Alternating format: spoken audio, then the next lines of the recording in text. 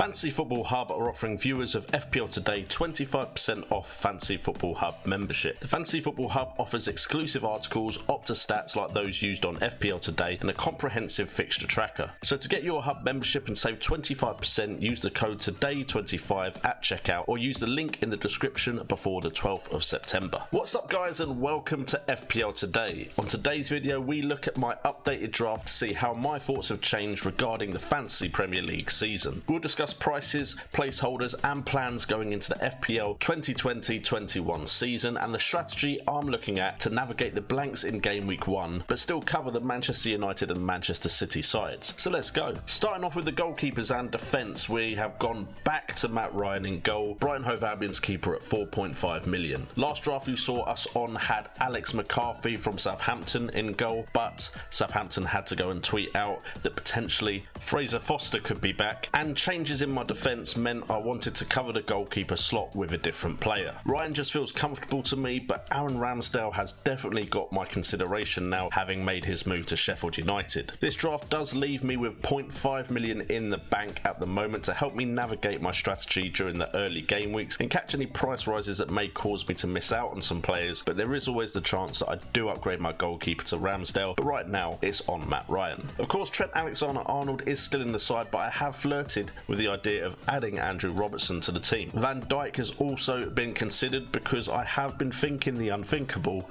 and considering dropping Mohamed Salah. This all depends on whether I think there will be players that can score around the 230 plus mark in the Premier League that cost cheaper than Mohamed Salah does. If I think that is the case, then Mohamed Salah does seem a bit surplus to requirements, unless I'm definitely going to captain him every single game week. But we've not got quite there yet. Salah is still in my side, as you will see later, and I've mentioned the reasons for TAA being in my side in my earlier draft videos, so feel free to go back and check those out if you want to know more of the stats based around Trent Alexander-Arnold. The other four defenders are cheap and cheerful because I've spent a lot of my cash elsewhere. Lamptey is my second Brighton player, and as you'll notice I think I've got way too many Brighton players in this draft at the moment, so 4.5 million players could switch around as we get closer to the season, but they're placeholders for the moment, and this is why I am leaning towards bringing in Ramsdale instead of Ryan, because I don't like having too many players from one club, especially at the beginning of the season, and also especially it being Brighton that I'm tripling up on, but there is potential that that could change. Vinagre remains in the side for now, but I do worry about his starts, and I will be keeping a close eye on the transfer market and what Wolves do in this transfer market, especially with Matt Doherty and maybe going to Tottenham Hotspurs, which seems like a move that came out of nowhere to me, but it looks like it could be on the books, so I'm definitely keeping an eye on that Wolves defence. Kyle Walker-Peters was brought in because I like Southampton's fixtures and I'm hoping for a cheeky attacking return from him, and to round it all off, Lascelles comes in as well at 4.5 million from Newcastle. I'm personally not over the moon with this defence, as I'd like another attacking option like Doherty or Tierney, and I'll keep looking around for a 4 million defender in case there is one, but for now this will do, and I definitely need players that will start considering my strategy in midfield. Before we get to the midfield, if you're enjoying this video and want more FPL videos from me, then make sure to subscribe to the channel and hit that notification bell so you stay up to date with all of the content I'm almost putting out daily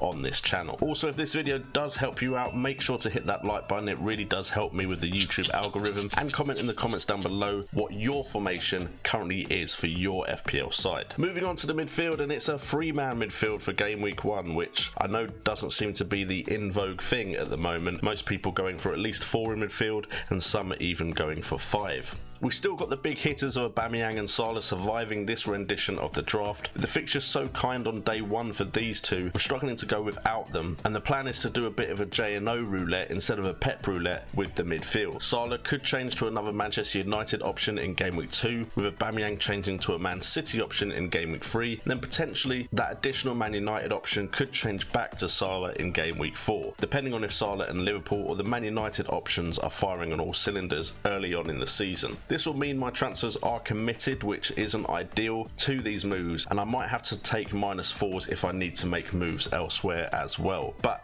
early on in the season, I think I'm going to be a bit more aggressive with my minuses to try and make sure I've got the right basis of a team as early as possible, and that will have to be the strategy if I do try to keep my wildcard for later on in the first half of the season. Then you're probably looking at St. Maximin in midfield and asking, why is he part of my 3-man midfield? Well, that's because Mason Greenwood Greenwood is on the bench, taking up £7.5 million of my budget. Now this strategy relies on United not buying someone that could take Greenwood's spot in the United side, and is one of the few players in the Manchester United squad I think this strategy is viable with, and also one of the few players in the Manchester City squad that this strategy could be viable with as well. This will mean I have a Man United player ready for game week 2 and can either go with the strategy I have just mentioned or potentially even look elsewhere, as I already have United coverage. And St Maximin has decent fixtures on top of that initially, but that being said, I am also considering Souček for this position just because I've then got a spare 1 million in the bank to make sure to catch all the price rises and make the moves I need to make. As for Stevens, again, way too much Brighton coverage in this side, so I'll most likely be looking to change one of Lamptey, Ryan or Stevens. So let me know what you think of my Manchester United and Man City game week 1 blank plan. If you like it, put it in the comments down below. If you don't like it, feel free to tell me in the comments down below as well, as we now move on to the front three. And you can see I've got pretty much all the bases covered as far as being flexible with strikers. Not many people are looking at too expensive strikers, but I'm hopeful that Werner will hit the ground running and show that incredibly clinical finishing that he displayed in the Bundesliga for RB Leipzig. If you want to know more about Timo Werner, I did do a player analysis on him on this channel, so you can go check that out for more in-depth thoughts on Timo Werner. Then we have Danny Ings, who was a recommendation in my fixtures video, another video you can check out on this channel, as Southampton have a nice run of fixtures and he seems to be the player most likely to score big for Southampton at the moment. I've gone with him over Jimenez because of the fact of his fixtures and the fact that Danny Ings seems more of a talisman and explosive than Jimenez is. Also, I'm not too far away from being able to upgrade Werner or Ings to the likes of Kane or Vardy if they do start to do well and start scoring lots of goals. Aguero, another player that I could be close enough to bringing in should I need to. Then we have Alexander Mitrovic at Fulham. Yes, Fulham don't have the greatest start, but it's the fact that at 6 million I've got a proven striker in the Premier League who is better than he was last time he graced this division. I think he could better his performances from 2 years ago and could be an early bandwagon, a bit like Pukki and a bit like Mitrovic was the season before Pukki, and Lord knows I missed that Pukki party and I don't want to miss such a big bandwagon and early point scorer, because that put me behind the pack early on in the last season, so I want to make sure that doesn't happen again. So that's my side, and of course it is subject to change. I'm not going to lie,